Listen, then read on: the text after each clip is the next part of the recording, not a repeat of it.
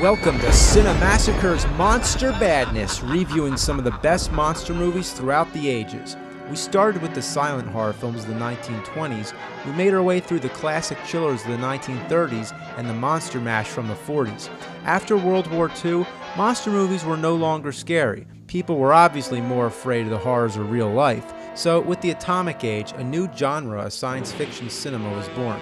This was the B-movie age. The 1950s were all about monsters. Monsters created by scientific experiments, born from nuclear radiation, or alien invaders.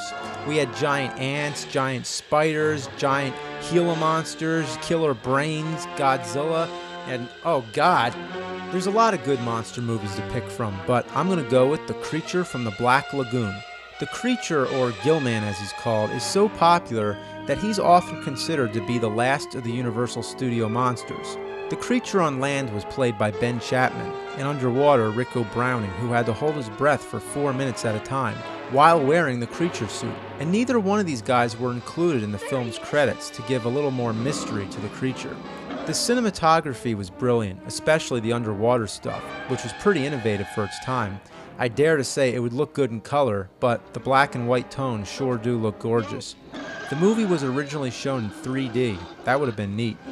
Julia Adams is the creature's love interest, and again, if he would have just stayed in the water, he would have been fine. But then again, those scientists had no business in his lagoon. 2 sequels were made, Revenge of the Creature and The Creature Walks Among Us. And to close this review, I got a nice little piece of trivia for you. Revenge of the Creature marks the screen debut of Clint Eastwood. Well, maybe so, Doc, but there were 4 rats in there when I changed my lights.